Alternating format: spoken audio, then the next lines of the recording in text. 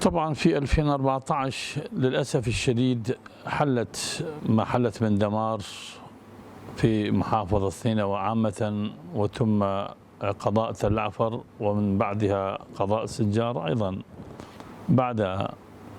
دخول عصابات داعش الإجرامية إلى محافظة نينوى، ثم امتدادهم إلى قضاء تل عفر من بعد محافظة نينوى، ثم كذلك سقوط قضاء سنجار.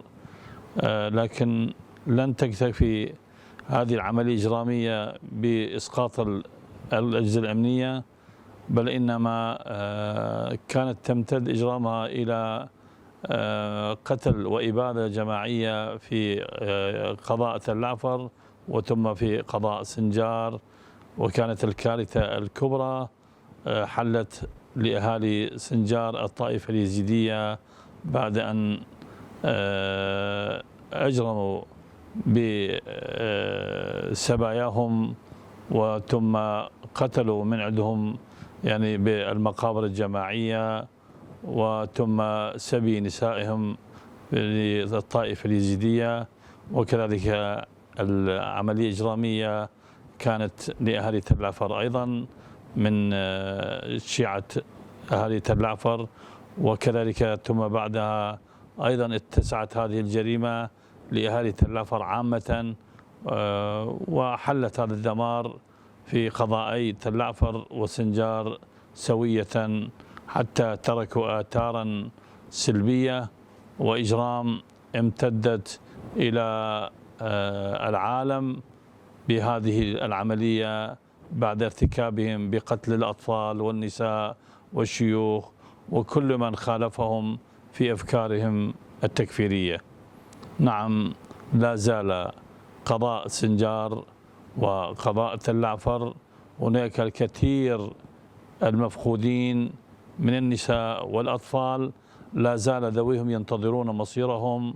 لكي يعرفون أين حل بهم الدهر. ومن أطفال عادوا من قضاء من محافظة من سوريا وكذلك من تركيا، والكثير لا زالوا هم في سجل المفقودين كما ذكرنا من النساء والرجال والأطفال. فنطلب كل من له الإمكانية من الجهات ذات العلاقة بمد يد العون إلى إرجاع هؤلاء المفقودين، فنناشد كل الخيرين من الجهات السياسية والحكومية ومنظمات العالمية والأممية أن يقفون بهذه المأساة لكي يعيدون ما فقدوا من أهالي قضاء سنجار وتل عفر إلى ذويهم بعد أن أطال تقريبا 8 سنوات وذويهم ينتظرون مصير أبنائهم وذويهم. يعني أهالي تل عفر أصبحت العودة بعد التحرير تقريبا تمثل نسبة 60 و65 70% من السكان، أما قضاء سنجار لا زال تقريبا أكثر من 60% لا زالوا يعيشون في المخيمات ولم يستطيعون العودة إلى ديارهم، بالرغم من دمار المجمعات السكنية كالعدنانية وقحطانية وجزيرة،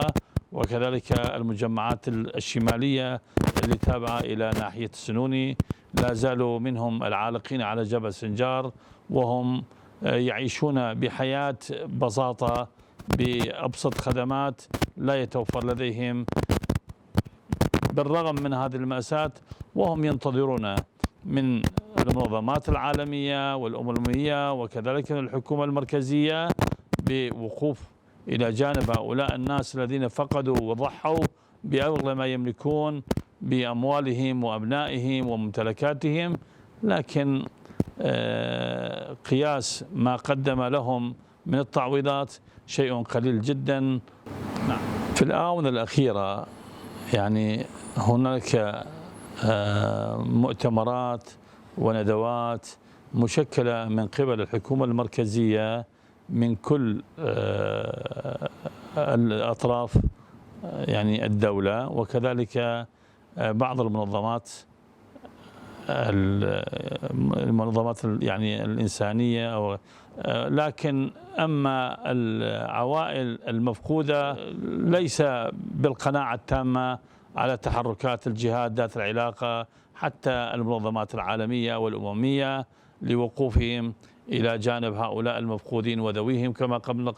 ذكرنا قبل قليل، حتى يكون ذويهم على قناعة بأن هنالك من يفكر بالمفقودين والذين أخذهم الدواعش وضاع بهم، وثم العوائل اليزيدية الذي باعوا في سوريا أو في أماكن أخرى اغتصبوا نساءهم وبناتهم. دور الشيوخ العشائر في المنطقة كانت هناك دور بارز لإعادة اللحمة الوطنية والتسامح والسلم المجتمعي يعني في المنطقة الغرب نينوى من خلال تكليفنا بلجنة السلام والتعايش السلمي. والحمد لله كان عندنا لقاءات عديدة حتى يتفهم الناس من هم الدواعش الذين ارتكبوا جرائم بحق الإنسانية، أما الذين لم يتلطخ أيديهم بدماء الناس لا نستطيع أن نجرمهم أو نكفرهم أو نربطهم مع الداعش، لأنهم المنطقة عانت ما عانت بكل أطيافها وكل قومياتها من معاناة داعش الإجرامية.